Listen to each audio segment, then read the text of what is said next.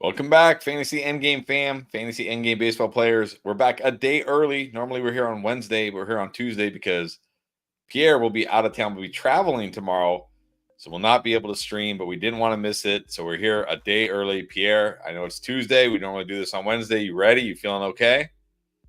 Yeah, actually, it's funny and ironic that we are talking about the Marlins. Sadly, I guess I still have to say my Marlins because I'm from Miami. Going to Miami, and I probably will catch a Marlins game out of pity in the next coming days somehow. But it's funny because we actually were going to fly yesterday. Our flight, we decided to push it back because this hurricane coming through, not coming through Florida, but coming through Texas. Like, go figure. So, anyways, Tuesday, Wednesday. Is there a bad day to talk baseball? I don't think there is. Well, we'll leave that up for debate. But speaking of your Marlins, let's start. Let's start with this. You're going to be in Miami. You're going to catch some Marlins games, but will Jazz Chisholm be in attendance as well? Or is there a chance he could get traded? I know it kind of feels like he's maybe the one untouchable guy, but Craig Mish, I assume, as the GM, said he could be moved. Nobody on untouchable except Brian De La Cruz and Sanchez, I guess, because they're controllable until 2027. All right, that makes sense. So, Jazz, what do you think? Is he going to be a Marlin come what, August, or will he be somewhere else? And if so, like, where would be some great landing spots for him in fantasy? And is this enough for you to go out and try to trade for Jazz? All right. Well, yeah, a lot of things to unpack here. So I was wrong because we've been talking. We love trying to guess who might be traded, who won't be traded. I had assumed that Jazz was the one guy who might be untouchable. Like there's some guys who obviously won't get traded, like Yuri Perez won't get traded because obviously nobody's gonna want him because he's not pitching the rest of this year. But okay, like who's untouchable? Like the Marlins won't want to trade. That's like probably just Jazz, and that's it. And Jazz, of course, being their best offensive player, but also if they have a face to the franchise, it's him, right? I mean, he's probably the one bit of excitement that you can get when you count on going to a Marlins game, whoever still goes. It's kind of like a few years ago, back when they had prime Giancarlo Stanton, his MVP season. They still weren't good, but at least you could go and you could hope to see him like crush a monster home run or something, right? Um, but now, in Craig Mish, he's like a longtime reporter plugged into the Marlins, and he is now saying they're listening. They're listening to offers on Jazz, and that's surprising.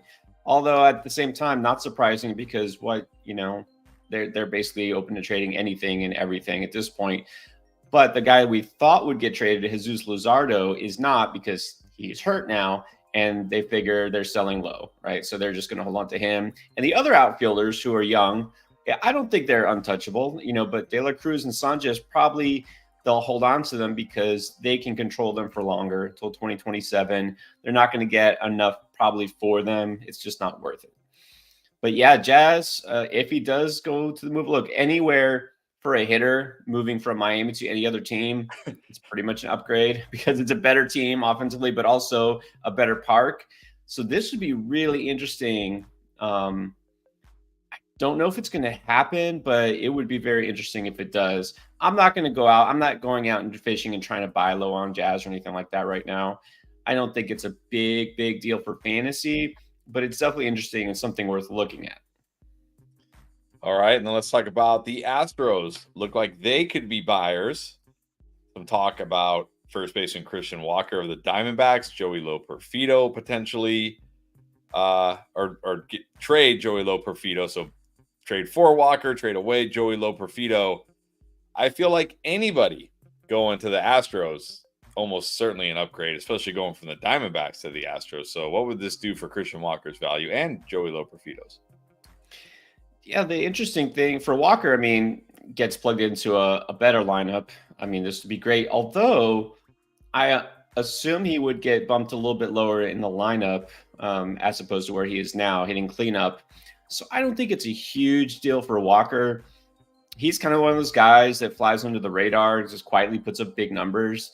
So And I mean, he's having a good season, so I'm not sure if you really can buy low on him necessarily. But for Loperfido, this is the one where now he could get everyday playing time for sure. And he's a guy who's starting to, develop his power. He's somebody who you don't have to trade for. You can just go out and pick him up probably. So that's the interesting thing is if the Astros make this deal for who? And Loperfido, they probably have to give up somebody like him. The Astros definitely are going to be buyers here. So yeah, again, it's all speculation right now. Nothing's concrete, but we'll see. We'll see what happens. There's a lot of smoke here. Always is this time of year. Then let's talk about a couple of pitchers for the White Sox. Garrett Crochet and Eric Fetty. Apparently, there's a quote here. All 30 teams want Garrett Crochet, which is ironic because last time I checked, there are 30 teams in Major League Baseball. The Chicago White Sox are a team in Major League Baseball. So if all 30 teams want him, that means the team he's currently on also want him. So if they want him, why would they be looking to trade him? And of course, if they do, what does this do for his value? And is this a guy you're buying low on coming off kind of a down start? Yeah, this is a reminder that, just because other teams want a guy like this, it doesn't mean that he's going to get moved because, yeah, the White Sox want to keep him too. I mean, it would just make sense because he's still pretty young. Obviously, he's been great this season. So it's not a slam dunk that he does get traded. A lot of this right now is just, what people think is going to happen, what teams want to do. But, like Luis Robert for the White Sox, if the asking price is too high, for a guy who hasn't shown max effort recently, a guy who has a lot of injuries just recently, yeah, maybe it just doesn't happen. So you can't assume anything. But yeah, I would be surprised if he doesn't get moved because the team's probably going to pony up for him. Dodgers, strongest contender, that would be great for him. But honestly, how much more do we need? Like, why do we need a push to think this guy is not a stud? He's been a stud all year, the most strikeouts out of anybody. I mean, he's been undervalued all season just because he's on the White Sox. And if he does go to a contender, then yeah, his value. His perceived value, I should say, shoots through the roof.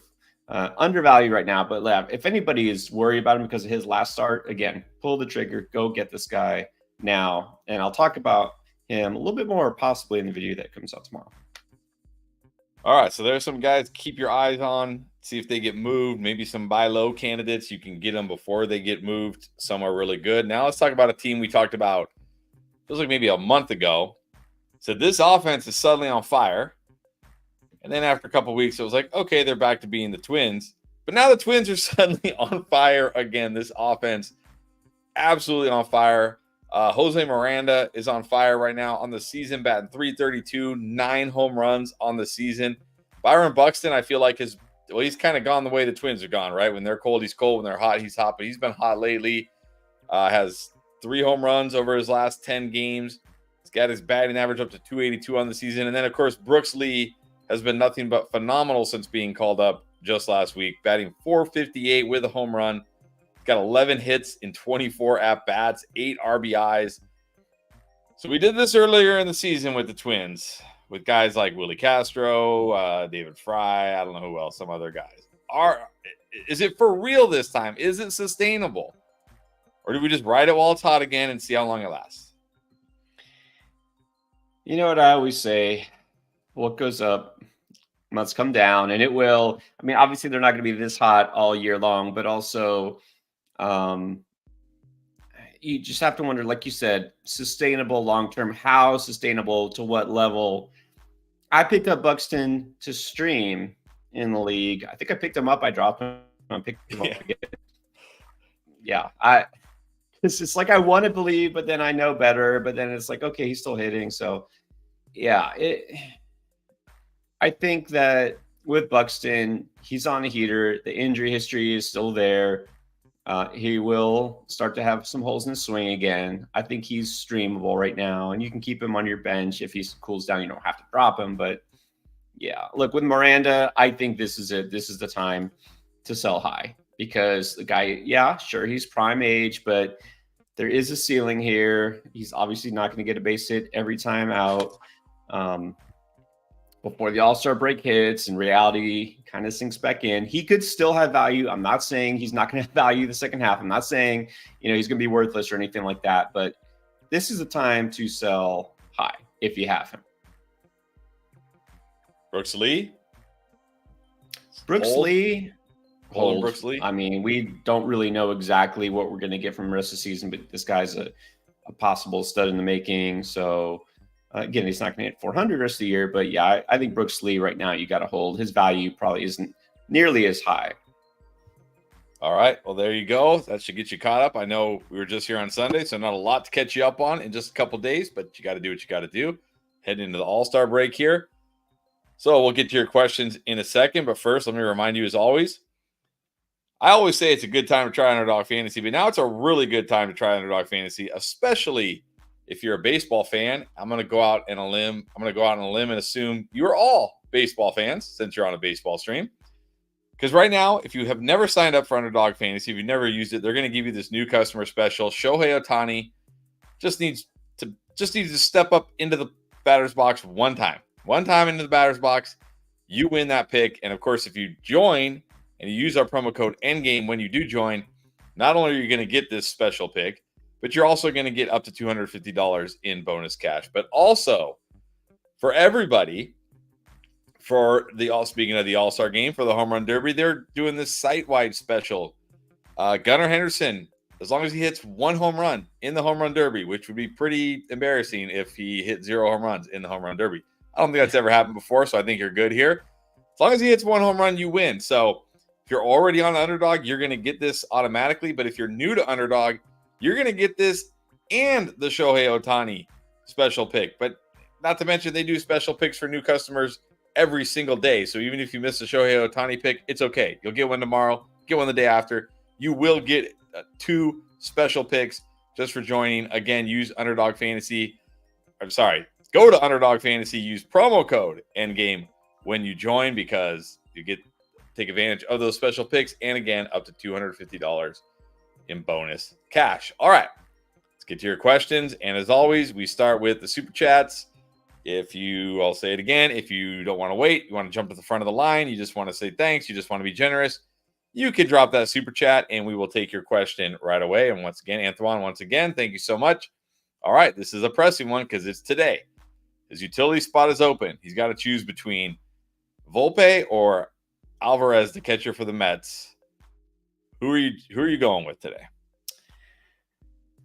I can't believe I'm saying this, but go with the catcher. Go with Alvarez. Volpe's, obviously I just talked about Volpe, the panic video not long ago. He's been ice cold and hasn't really picked it up. Obviously dropped in the lineup, not leading off these days. But also, if you're hoping for a big game, a home run, that power, Alvarez has it more so than Volpe. Volpe hasn't been stealing bases. You got to wait till he really turns things around.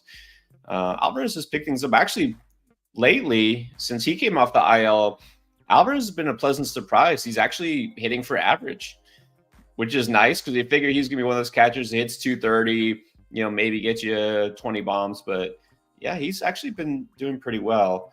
So, you're just looking for right now, right here, tonight, I'd roll with Alvarez. All right, go with Alvarez, and thank you as always.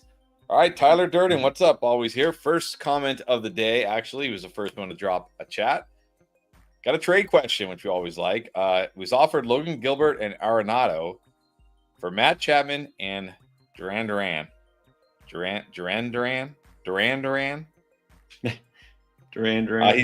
He's in first place currently, doesn't have any major needs, so basically just comes down to which side do you prefer?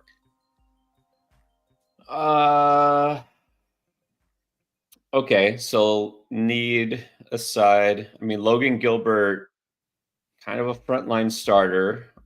He's out of all these players, he's the piece I like the best. I like Duran a lot, though. I've been talking about him all season being underrated, undervalued. He's going to wind up being, top 15, maybe fantasy outfielder by the time it's all said and done. Arenado and Chapman right now, to me, that's kind of an equal swap. Honestly, guys, putting in similar numbers, really. So if you don't have a need, I would say I'd take the pitcher of Gilbert.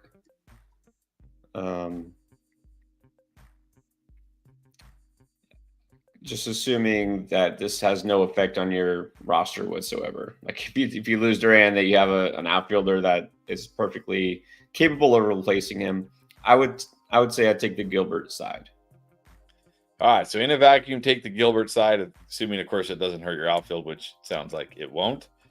All right, real quick, Ricardo saying thanks for doing this. Thanks for being here, Ricardo. Anthony saying what's up, my in-game guys. What's up, Anthony? All right, Jake Alderetti. I did this he says, hey, Pierre and Chris, hope you're having a good day. Thank you. Hope you are as well. He's got 2 open spots on his IL, so he figures, hey, might as well stash some guys from IL. I was looking at doing this. I did this last week because I didn't use all my waiver claims. So I was like, let me just see if I could stash like an IL guy. But I didn't really find a lot on our waivers IL-wise that looked stashable. Are there any guys out there that might be on IL that maybe could be back soon that you think are worth stashing? Yeah, that's, first of all, great idea, great strategy. Always looking ahead. Obviously we talked beat the breakout and looking at those prospects that could get called up. Look at the guys coming off injury. That's a great move there, especially if you have open spots, which is nice. I don't know if I have any league where I don't have multiple IL guys who don't even fit on my IL because I have so many already. But if you have an open spot, you might as well. Jordan Montgomery is probably going to be back pretty soon. I just spent a lot of time talking about the Diamondbacks for today's video. You saw Yilbert Diaz pitch yesterday because all of their pitchers are hurt, but Monty's coming back pretty soon. Eventually, they might get Merrill Kelly back, maybe a couple more weeks. So you could possibly stash him too. I'm not stashing Eduardo Rodriguez, though. Just now, kind of done with him. So that would be my first place to look. I know some people are still holding out hope for Walker Buehler and Clayton Kershaw, and as you already know, because you already said it there, I'm not. Just too many. When it's over and over and over again, at some point you just have to say enough. Let's see you actually stay out there long term. So as far as other pitchers, I don't know if there's anybody else really worth stashing. I kind of like Clark Schmidt, but it's still gonna be a while until he is actually activated. I don't know that you need to stash him right now, in other words, but he's a possible candidate. All right, there you go. Good question. Thank you for that, Jake. All right, Harry wants to know, he watched the panic video. He did not see Ezequiel Tovar on there, who is struggling. Season-wise, he's been all right. 12 home runs, 37 RBIs, 42 runs, 263. But over the last month, batting 183, 2 home runs, 8 runs, 9 RBIs in 104 at-bats. The last 2 weeks, even worse. Batting 120 with 1 RBI. And if I'm reading this right, I think I am. I'm reading this right. He does not have a hit. He has as many hits as you, me, and everybody on this stream in July. So, since he wasn't on the panic video, help Harry Grossman out here. Are you panicked? And what's the panic meter on Tovar right now? Look, yeah, if you have Tovar, you should be beyond panic. So that's a great catch, Harry. I didn't put him on because I guess he's not somebody I don't think was drafted that you assume he's going to be your starter all season. So we talk about players you're actually panicked about as guys you really have high expectations for, guys, that you really think should be putting up much better numbers. I like Tovar, but I guess he didn't register as immediately, oh no, I don't have Ezequiel Tovar in my lineup, what do I do kind of pick. So what do you do is, of course, you bench him, but I don't think you drop yet. I mean, he's a good player. It's interesting because they signed him to a pretty big contract, early in the season, and he didn't respond too well at first. And so you have to wonder if this is a situation where maybe pressure, right, putting pressure on himself. This happens all the time, right? You want to get these players before they get the bag, not after, because this is a situation. Somebody pointed this out earlier. Julio Rodriguez, Corbin Carroll, these big, young, early, these players who at the very early age get all this money up front. again, a lot of times it doesn't end well. Like I'm, for whatever reason. So concerned, absolutely concerned. Yeah, definitely concerned. Panic level. Give us a number. Panic level 1 through 10. 8. 8. Okay. I mean, he can turn it around. He definitely can. But to what extent is the question? I mean, the good news is he's going to get a hit eventually, so it will get better. Like it will 100% get better. Just how good will it get? That's the question. Right. All right, James, what's up? Has a pitcher question. Who do you prefer, Taj Bradley, Shane Baz, or Gavin Williams, who had a very nice second start since coming back from injury, although didn't quite make it 6 innings. So, one of these guys, which one do you prefer? You can only pick one. Rest of season. Oof, I mean, that's tough. It's a points league, by the way. Head-to-head points league. I should mention that. Yeah, on a points league too. This is tricky. I mean, the riskiest pick here is Baz because obviously, just coming back from injury. Gavin Williams also. All these young players. I mean, Taj Bradley was on the IL early this year as well. So, I mean, I think the best talent-wise is Baz, but I think the riskiest might be Baz. If I could only pick one of these guys, I think I would roll with Baz because of the upside. All right, there you go. Okay, are you ready for this? I don't think you're ready for this. Gleyber Torres question? No, Adolis Garcia. It's not really a question. Well, it is a question, but Uwe2K could not take it anymore. He finally dropped Adolis Garcia, but he did add Brooks Lee, Ben Rice, and Jose Miranda. So my first question would be like, wait, if you have room to add all three of those guys, why not just add two of them and keep Garcia? But anyways, okay. It is what it is. Look, I get it. You're like, I'm done with this guy. Get it. Good riddance. So what do you think? Is it a good move or foolish? Well, adding those players is great. I wouldn't drop Garcia. In fact, in one league, granted, it's a deeper league. Like it's a deep league. I think it's 18 teams or 16 teams. I can't remember. I traded for Adolis Garcia, but I was happy with what I got and what I gave up. It wasn't a big deal. But I mean, I'm not dropping Adolis. I think if you could pick him back up, I would try to do that. It probably would be too late. Somebody else might have snatched him up. But adding those players, look, you know what I would do? Although I guess if all these guys are just out there on waivers, they probably don't have much trade value, I'm going to guess, right? I would want to trade Miranda if I have him, but you just picked him up. So, yeah. I would want to pick up Adolis Garcia. That's me. All right. Okay. Anthony says he has an open roster spot in the Yahoo League, but not ours. Saw the video today, but he wants to know who would you pick up as a potential closer. Now, you did talk about Biggie. I forget his first name. I just remember Biggie because you made some Biggie Small references in the video. Hopefully, everybody caught it. I try to make it obvious for people. We'll see. So who's a closer you're looking to stash who actually can get the job, can have the job, maybe post All-Star break or something, post trade deadline?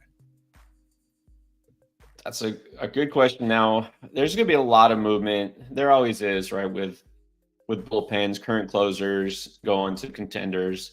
So let's just go back to the Marlins and say that I didn't even mention Tanner Scott because I think it's almost a foregone conclusion he's going to get traded. So who's going to step in for Miami to get saves? Well, that depends. And that's what's tricky is because they could also deal like Andrew Nardi and Declan Cronin, and they basically could trade away almost their entire bullpen. Nobody's untouchable, basically, is what we're saying here. So somebody has to be like the last man standing here for the Marlins, but you're not going to know who yet. So you could just kind of, be like the vulture and wait and see, like whoever's there waiting in the wings, whoever doesn't get traded from the Marlins and whoever it is, so they got to get saves, right? This is how guys become closers. Someone's got to be there to pick up the pieces. Other teams that could deal their closer, maybe Kenley Jansen, although Boston's winning now, so probably not. The Rays now look like they might be sellers. So if you look, and I'm trying to figure out like who who could be left. They might deal Pete Fairbanks, which means Jason Adam would be the guy, but they could also deal Jason Adam. And so you might look at a guy like Colin Posh for Tampa, could pick up saves down the stretch. So that's someone, again, this is pure speculation because we don't really know, but that's a possible closer candidate. And I really like a guy who just got called back up from the White Sox because, of course, White Sox are going to be sellers. Jordan Leeser. He's a guy I really like. Looked really good. I don't actually really know why they sent him back down, but he's somebody who, maybe pick up some saves second half. All right. Good question. If you're into the closers, if that's your thing.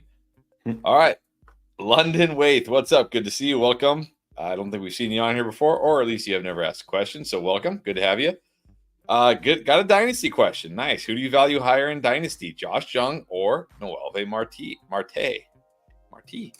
Ooh, I like them both. I mean, if you asked me before the season, a big time Josh Jung fan. The injuries, because it's not just this year missing so much time, but also it's not his first serious injury. Starting to be a little concerning. Marte is a little bit younger, so I think he's got a little bit more upside.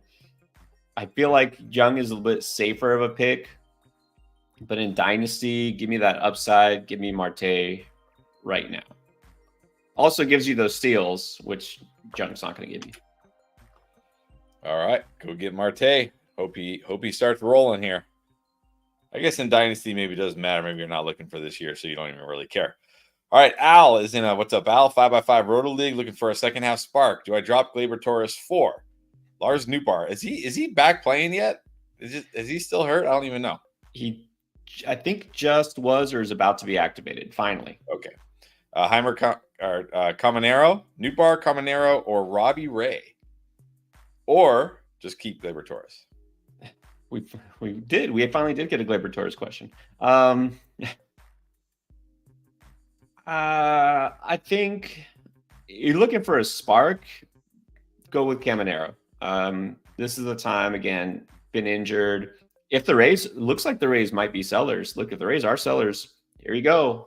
Welcome to the bigs, Junior Caminero. I think that's the spark you're looking for. Robbie Ray, if you're, I don't know if spark's the right word for Robbie Ray. He could set your ratios on fire. So, but not in a good way. Yeah, I would say it's got to be Caminero. Nootbaar's fine, but yeah, if you need a spark, I would go Caminero. And I don't know that I can keep saying just hold. Like just drop Gleyber Torres, I guess. Oh man, it finally happened. Finally did it. And Nootbaar, by the way, did return to action yesterday. Went 1 for 4. That's it. 1 for 4. So he is back at least. And then of course today I shouldn't say of course, but the game today has been postponed, so he won't play today, but should be playing tomorrow. All right, Uwe 2K. Again, thoughts on the best starting pitchers, relief pitchers available in his league. He's got Yariel Rodriguez, Luis Ortiz, Andre Palante, and Albert Suarez. So I guess picking one of these, or maybe rank them. Maybe rank them for him. He says, who do you rather have in their futures? I don't know what that means. Maybe rank them. Well, yeah, good question. This one is pretty easy for me. I'm going to go Yariel. He's looked good lately since coming back, and I think he's going to have a clear path to start the rest of the season because the Blue Jays should be sellers. Would think that Bassett might be moved. Maybe Gaussman. But either way, I feel like Yariel is going to stick. Albert Suarez, I feel like, is almost surely going back to the bullpen. Going to be that kind of swing man, spot starter, long reliever, because the Orioles are probably going to add a starter. So I'm putting him last. And Ortiz, yeah, he might stick in the rotation, but he makes me nervous. And then Payante, I don't know. He's been good his last couple of starts, but I don't know if I have any trust level in him, as a starter rest of the season. So The one I really am interested in is Yariel Rodriguez. He's the guy I think is worth adding. I added him already in our league. The others, no, not too much. All right. And then Anthony, not really the question, but more like a league question, saying he can't, in his Yahoo league, he can't add guys directly to IL. I think this is a setting from your league, because I know in our league you can. You can. So if you go into league settings, you should see under, I'm looking at it right now, it says allow injured players from waivers or free agents to be added directly to the injury slot. Ours is set to yes, but if your league is set to no, then you can't. So yeah, it should be something the commissioner can change. So I don't know if your commissioner will do it mid-season. That might be unfair, but maybe going into next season. So just something should be there for you, but he should be able to. He or she should be able to. All right, Brendan. Welcome, Brendan. Don't think we've got a question from you, so welcome. What do you see Xander Bogaerts' value is moving forward? Sounds like he's going to be back soon. Do we have any word on Bogaerts? Yeah, I saw there was something where the manager, Mike Schulte, was kind of being coy. He was like, well, they asked him, could he return before the All-Star break, which would mean this week. And he's like, we'll see, or something like that. So probably not, but should be back very soon. Well, I did just see this. There is this from RotoWire, so I don't know how accurate RotoWire is with their news, but it says he's on track to be activated from the 10-day injured list Friday. I guess, okay, this is from Kevin Ace of the San Diego Union Tribune. All right, so that should be Friday. Pretty reliable. That's okay. Well, there you go. So it looks like he's going to be activated just before the break. Now, what is his value? I mean, you hope it's better than it has been, because he was really slumping hard. He was bad, having his worst season in a while. So, I mean, he's a guy. He's a professional hitter. You figure he's going to pick things up. I might consider him putting him as like a buy low, but not this week, next week. I'm on the fence because his numbers really weren't good. And I don't mean just his batting average, but his expected stats weren't that great. I don't know. I'll have to dig into him a little bit more. I mean, if you need a spark, if you need somebody who could be a source of batting average, it might be worth rolling the dice. But again, only if you're buying low. All right, and just real quick, Uwe2K got the Biggie Smalls reference. That was good. That's good.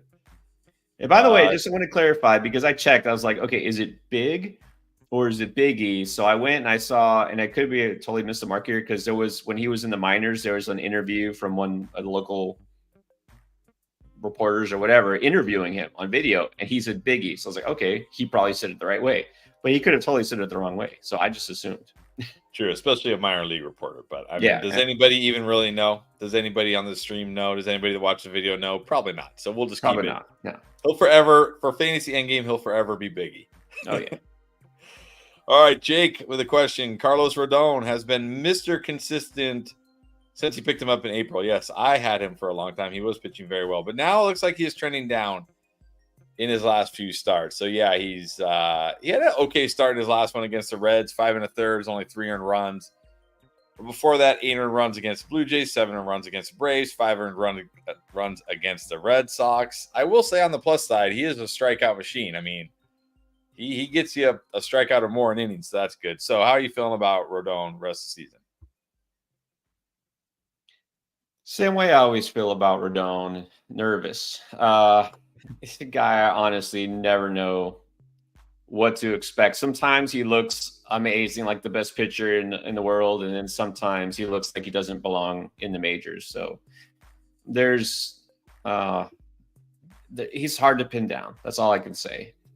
I don't know if you need to move on. I mean, I don't know. This is the type of player, honestly, I just don't ever want on my team, because I hate trying to figure out what to do with him, and I don't know whether I want to start him or not. I just don't want to deal with it. I almost don't want to deal with this question. So it's like I don't know. The regression was bound, but is he going to deliver the rest of the season? I don't know. I mean, he's still startable. I would say that. Yeah, and I will say, as the non-expert here, who's slowly playing, because I had him for a while, I just kept rolling him out. He had some really nice stretch of games, but he also faced the Twins, the White Sox, the Padres, the Angels, the Twins again, the Royals. I mean, he had some really soft matchups in there. So yeah, maybe one of these guys you feel better about when he's got like a lot of pitchers when they're facing a really good team. Maybe you don't want to start him unless you just want the strikeouts, because he does seem to consistently get the strikeouts. That was nice. I always felt like, okay, he might kill my ratios this week because he's playing, whoever. But at least he'll strike out a lot of people. So I don't know. But yeah, I dropped him. I haven't regretted it. Maybe I will, but I haven't. I'm just stream. All right. Probably Jake also says, I also have to ask, since he was just activated again, are you still out on Blake Snell, or is there a chance?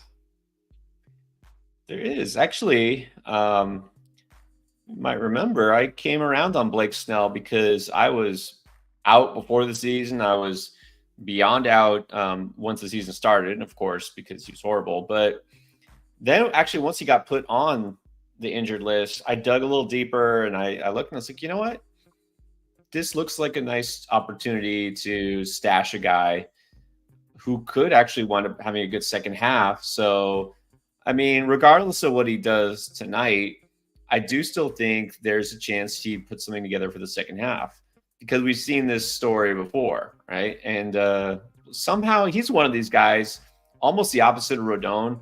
With Snell, it's like he always somehow finds a way to pull it out, right? He's just when you're ready to give up on him, and all of a sudden you're like, how do you put together that season? So I like Blake Snell. I mean, if he's out there, which and then most people probably stashed him, right? I doubt he's just floating on waivers, but you never know, right? Sometimes people are like, just forget it, right? He was bad, now he's hurt, drop him. If he's out there, I would pick him up. And if not, well, you're going to wait till tonight and see what happens. But if he doesn't look that good tonight, that doesn't mean you just give up on him again. So he might be a good buy low. All right, there you go. In on Snell. What about Can't Get Right wants to know, what about Colin Ray? Unexciting kind of veteran streamer. You can stream him in plus matchups. That's about it. Because again, he's one of these guys that can be effective, but even when he's effective, he's not piling up strikeouts. He'll probably still keep his job just because Brewers have so many injuries. But he's kind of a streamer at best. Yep, one of these guys I've streamed multiple times in good matchups. Obviously, coming off a great start against the Rockies, 7 innings, no earned runs, 4 strikeouts. That's the thing. He's not like a huge strikeout guy typically either. So, no, but he's a good streamer. All right, Patrick Dennis, 18-team league. Here you go, 18-team league. That's a real league. Needs upside shot at first base. He could choose between Berger, Torkelson. Torkelson, is he back? Or I thought he got sent down. Is he back? Unless something happened that I don't know of, I think he's still down. Now he could, of course, come back second half. I mean, you'd think they would bring him up at some point, but yeah, I mean, worth grabbing in an 18-team league. There's hardly anybody that's not worth grabbing, right? True. All right, Noel or De Los Santos? Who are you grabbing? Man, okay, well, so I did just talk about De Los Santos, right? De Los Santos definitely worth grabbing. Now, I don't know, Patrick, you have an NA spot that you can stash him? If so, I'm grabbing De Los Santos. I mean, he's potentially got massive upside. That's why, been talked about him a couple times on the Beat the Breakout. Torkelson, worth stashing, I would say. Berger, is he just out there? I would be surprised if Berger isn't owned at least somewhere in an 18-team league. I mean, the other guys, I get it, but actually, even Noel, I'm surprised he's just out there. I think Berger is worth adding, and if you could stash De Los Santos, I would definitely do it. Torkelson, okay, he says no. He does no NA spot. That's unfortunate. So I would say let's grab Berger for now. and then be ready to pounce on De Los Santos. All right. And speaking of Carlos Rodon, just gave up 4 runs and 4 hits in the first inning. So, yep, there you go. Hopefully, who asked about him? Jake. Jake, hopefully you didn't start him tonight. Hopefully you didn't start him tonight. Okay, so James, weren't you here earlier? Hearing him talking about Brooks Lee, but okay, let's help James out here. I thought he was here earlier. Thought he had a question earlier. How bullish are you on Brooks Lee? Very. I mean, it's legit. You know, some guys come up and I'll say this, for example, I just talked about Rhys Hines because he came up first game, hit a home run. He's got power. He's got legit power. I'm not convinced he's going to do that rest of the season necessarily. This might be short-term burst of power. It might be up and down because he's a guy who will strike out a ton probably. Brooks Lee is the Twins' top hitting prospect. He is going to most likely stick the rest of the season, even when Royce Lewis comes back. Brooks Lee is legit. So, yeah, how bullish am I? I guess, I don't know, 9 out of 10. 9 out of 10. All right. And unfortunately, Jake did start him. So it's never fun when your guy, like, it's the first inning, you're like, well, you know, it was like do you do this? Like if your pitcher is just getting rocked, you're just praying, like, just pull him. At this point, just pull him. Don't let him throw any more pitches. Just get him out of there. Just pull him. Don't let him go any longer. Just pull him. That's how I feel sometimes. All right, Alberto, what's up? Again, don't think we've seen you on here. Welcome. Maybe it's the Tuesday crew. We got a new audience today. Tuesday crew. I don't know. Mackenzie Gore. Also, this was a guy I was like, on Saturday when he was getting rocked by the Cardinals, and they put him out there, and then it was like he got an out. I was like, okay, maybe he's gonna settle down, and then he like gave up a double, and then he gave up like another double. I'm like, just take him out of the game, please. Like, take him out. But anyways, I do like Mackenzie Gore. I know you also like Mackenzie Gore. If you've got Mackenzie Gore, are you dropping him for Mikolas, the mustache, in a points league? I'm much more interested in a guy like Gore, but I understand how in a points league, again, this depends on the format because there is no universal format for points leagues in baseball, so it really depends on your scoring here. I can see how Mikolas might have more value, definitely more consistent. I'll say this because with Mikolas, he does not walk batters, very low walk rate, and Gore walks too many batters. But Gore strikes out a lot more. So it really depends how many points do you get or lose for strikeouts and walks. That's kind of the determining factor here. Because remember, last stream, I said something about that, and whoever asked, they're like, "Oh no, we don't lose points for strikeouts," or I think that was for hitters. But every league is different, so it really depends here. You can do this. I think Mikolas will be solid for you in a points league for the most part. I'm assuming walks and strikeouts are pretty equal for pitchers. But if it's not, I guess let me know. All right. There you go. All right. Can't get right. Wants to know thoughts on a good holds category pitcher. Well, this is an interesting time to speculate on holds, actually, because like I said, there's going to be a lot of pitchers on the move, a lot of relievers. I already talked about the Marlins, of course, and their bullpen. A lot of guys kind of getting bumped up the depth chart, most likely. Look for a lot of these teams that now are going to be active either way at the trade deadline. So I'd say also look at the Nationals. We haven't talked a lot, I feel like on Sunday that's all we talked about was Nationals. Well, look at the Nats because apparently they might move both Kyle Finnegan and Hunter Harvey. At the very least, probably one of them. And so you're going to see some players there. Derek Laws would be getting some holds. Dylan Floro could get some holds. Those guys aren't exciting, but they're there and they could get holds. Tanner Rainey, who knows? Maybe he winds up being the closer again. after those guys get traded. But look for some of those guys on the Nats bullpen. Let's see what else. The Pirates, there's one of those teams that's kind of a sneaky source maybe of holds, if that's possible. I mean, there's a lot of relievers who get holds, so it kind of depends who's available in your league. But look for situations like that. Colin Holderman, ironically, is a really good source of holds. All right, there you go. Thank you. And it looks like that's it. We are all caught up here, about 45 minutes in. We are going to go do a fantasy football draft. So if you're starting to ramp up fantasy football, starting to get excited about it, you can come join us over there. And don't forget, of course, still time to get the Shohei Ohtani special. It's actually a new customer special for tomorrow. The Dodger game's already started today, but it actually works for tomorrow. And, of course, everybody that's on Underdog Fantasy is going to get this Gunnar Henderson. Just needs one home run in the home run derby, and you win that pick as well. Just make sure you sign up using promo code ENDGAME to claim those special picks, plus first-time deposit bonus up to $250 in cash that you can use right away.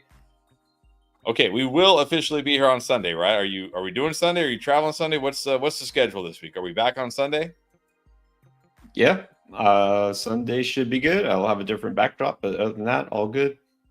All right, we will be back here on Sunday to wrap up the week. Hopefully, all your pitchers turn it around. If you started Rodon or Bobby Miller tonight, like I did, I was so on the fence about Bobby Miller. I was like, I cannot start him with Bryce Harper and Kyle Schwarber back, and then I was like, I'll do it anyways.